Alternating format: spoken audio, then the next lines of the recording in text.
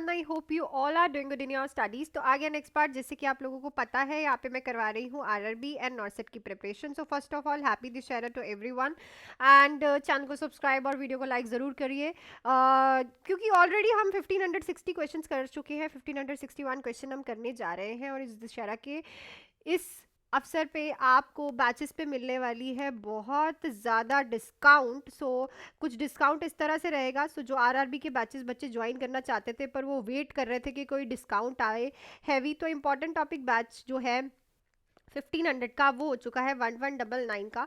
सो ये 60 डेज़ का full fledge batch रह रहा है।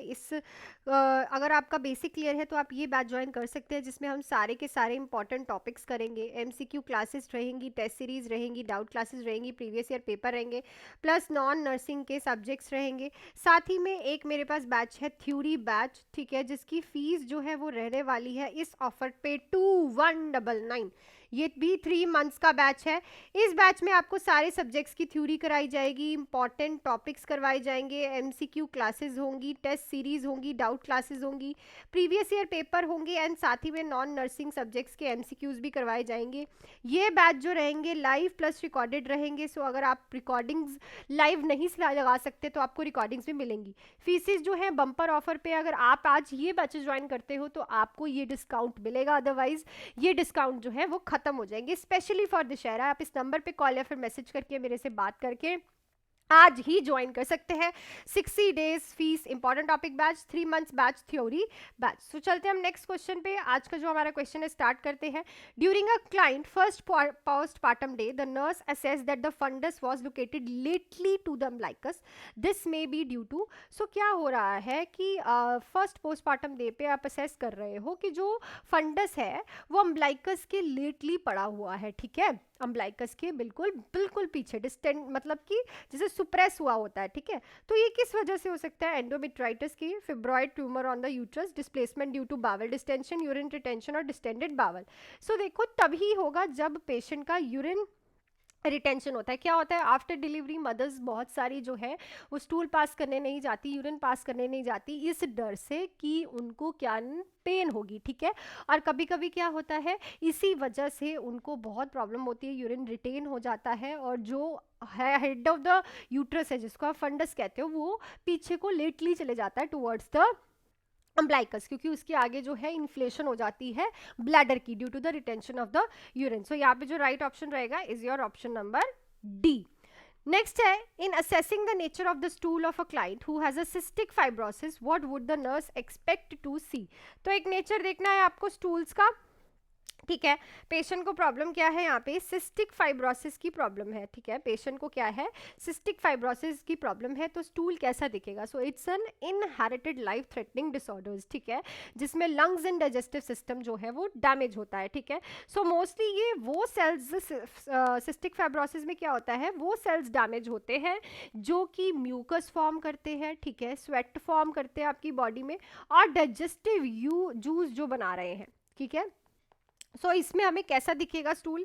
Clay coloured, steatorrhea, dark brown stool या फिर blood tinged stool. So it's a steatorrhea, क्योंकि ये फैट को जो है अंदर डाइजेस्ट होने के लिए एंजाइम्स चाहिए, ठीक है। सो डाइजेस्टिव जूस तो बन ही नहीं रहे, ठीक है, HCl नहीं बन रहा, ठीक है, स्वेटिंग नहीं हो रही, म्यूकस नहीं हो रहा। तो यहाँ पे जो पेशेंट है उसके जो स्टूल्स है वो सिटोरिया, फैट इन स्टूल आता है, ठीक है। सिटोरिया का मतलब होता है फैट इन स्टूल, क्लियर।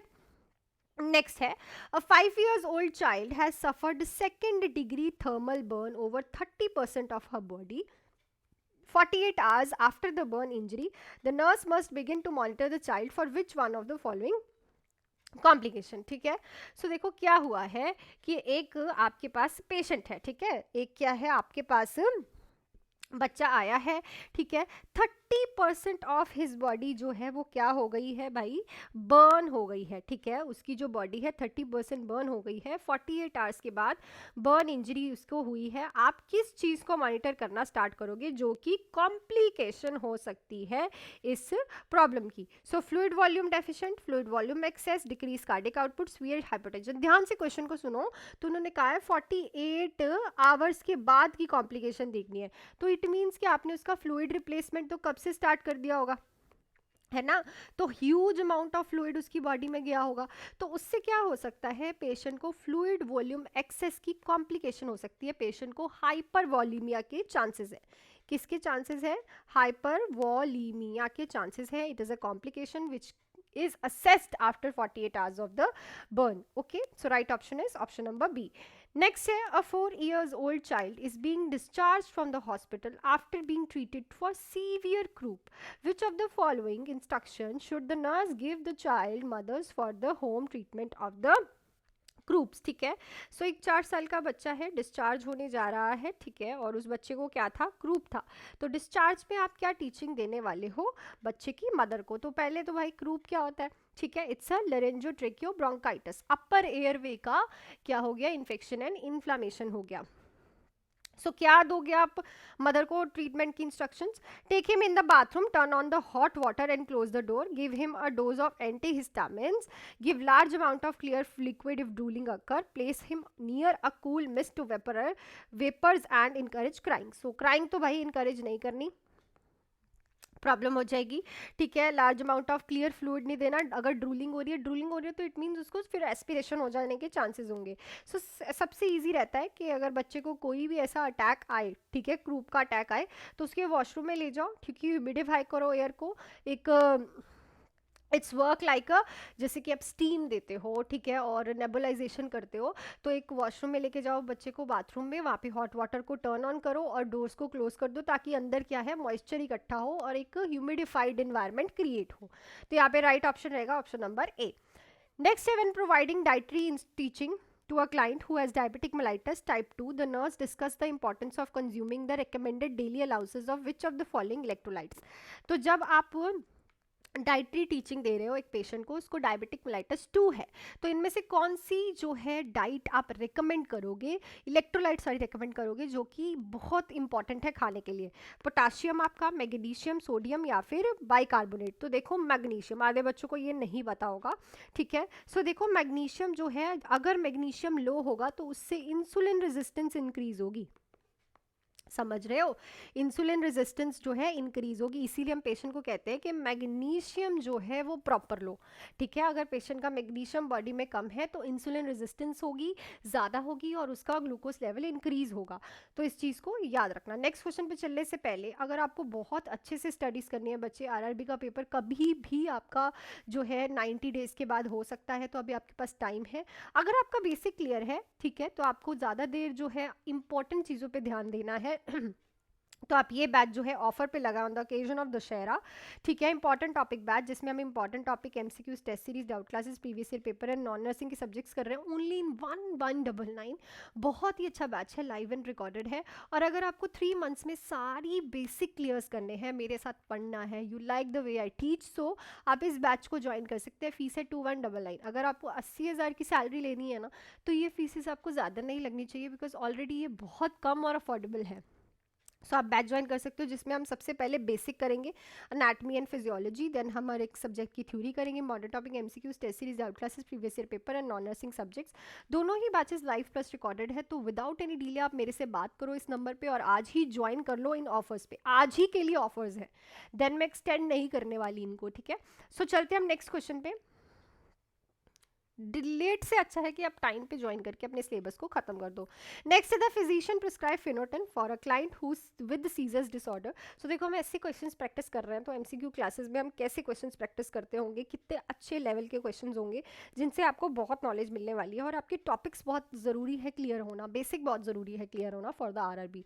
तो नॉन नर्सिंग की क्लासेस भी होती हैं, तो वे टाइम वेस्ट मत करो, और फटाफट से आप जो है इस नंबर पे कॉल या फिर मैसेज करके मेरे से बैच ज्वाइन कर सकते हो, ठीक है। सो हम क्वेश्चंस देख लेते हैं। Next, the physician prescribe Phenerton for a client with seizure disorder. Phenerton can only be mixed with which of the following solution? बहुत इंपॉर्टेंट क्वेश्चन है। तो Phenerton चल रही है सीजर वाले पेशेंट में को, तो कौन से सोल्यूशन में ये मिक्स होती है? आरएल में मिक्स होती है, D5% in water, D5% with इंगल लैक्टेट, नॉर्मल सलाइन। तो जो आपको Phenerton है वो नॉर्मल सलाइन 0.9% में ही डिजोल्व आप कर सकते हो, अदरवाइज वो आप नहीं मिक्स करते किसी और सोल्यूशन में। Next, the physician has prescribed metoclopramide, which when assessing the client, the nurse would expect to find which of the following response? तो metoclopramide चल रही है, ठीक है, हम ये देते हैं इन द डायरिया। तो जब आप पेशेंट को ये दे रहे हो तो क्लाइंट में क्या रिस्पॉन्स को चेक करोगे? Increase in gastric secretions, increase in peristalsis, disorientation, drowsiness, नेस। तो it's a increase in peristaltic movements. तो पैरास्टाल्टिक मूवमेंट्स को क्या देते हैं? पैरास्टाल्टिक मूवमेंट्स को इंक्रीज देखने को मिलेगा पेशेंट को, तभी आप उसे मेटाक्लोप्रोमाइड देते हो। Next, the nurse document a client surgical incisor are having a red granulated tissues. This indicate that wound is, so एक client का surgical incision देख रहे हो, red granulated tissues उसके wound पे आने शुरू हो गए हैं, तो इस चीज़ को क्या देखने को मिलेगा? Infected हो गया wound, wound heal नहीं हो रहा, necrotic हो गया, healing. So it means कि wound जो है heal कर रहा है sorry, क्योंकि red granulated tissues तभी आते हैं जब wound जो है वो heal करना start कर देता है, ठीक है? It means कि नए tissues form हो रहे हैं, so that is indicates that wound is healing. Next, the client telemetry monitor displays ventricular tachycardia. Upon reaching the client bedside, which action would the nurse take? तो first telemetry monitor ये बता रहा है कि patient को ventricular tachycardia है। आप bed side पे पहुंचे पेशेंट के, तो आप पहला एक्शन क्या करोगे? ठीक है, call a code, prepare for cardioversion, prepare to defibrillate the client, check the client level of consciousness. तो ये ना आप मुझे कमेंट सेक्शन में लिख के बताना, क्योंकि टेलीमेट्री मॉनिटरी का क्वेश्चन और वेंट्रिकुलर टेकिकार्डिया का क्वेश्चन एक मैं पहले भी करा चुकी हूँ। सो 1569 क्वेश्चन से पहले भी आप कोई क्वेश्चन करे हो ऐसा सा, सो ये क्वेश्चन ज़रूर बताना मुझे कमेंट सेक्शन में लिख के। Next, the nurse has just finished assisting the primary healthcare provider in placing central venous line in a client with a gastric cancer, which is a priority intervention to assure the client safety.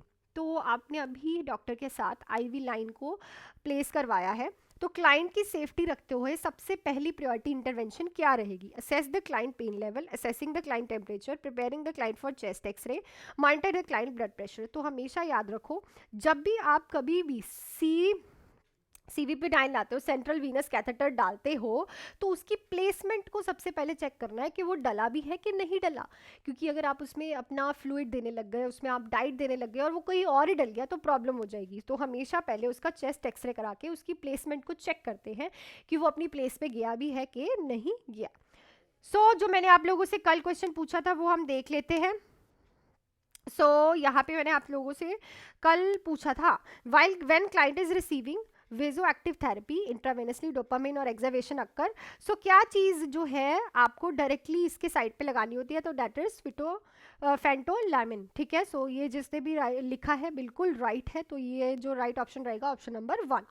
So that's it for this video अच्छी लगी तो video को like share and subscribe कर दीजिएगा channel को। And अगर कोई भी बच्चा दुशहरे के ऑफर पे बैचेस ज्वाइन करना चाहता है तो इस नंबर पे आप मेरे से आज ही बात या फिर मैसेज करके ज्वाइन कर सकते हैं। 2 बैचेस, एक 60 डेज का बैच था जो 1500 का था, ऑफर पे 1199 का हो गया इंपॉर्टेंट टॉपिक बैच, और एक थ्योरी बैच है अगर आपको बेसिक क्लियर करना है, 3 मंथ्स का है, फी है दुशहरे पे हो गई है 2199। तो आज ही के लिए ऑफर्स है, नॉन नर्सिंग क्लासेस भी मिलेंगी, लाइव एंड रिकॉर्डेड क्लासेस भी रहेंगी। अगर बेसिक क्लियर है तो ये बैच आपके लिए बेस्ट रहेगा, अदरवाइज आप ये बेसिक के लिए बात ज्वाइन कर सकते हो। सो मिलती हूँ नेक्स्ट वीडियो में। Till then do hard work, make your parents proud and all the best and be ready by 12:30।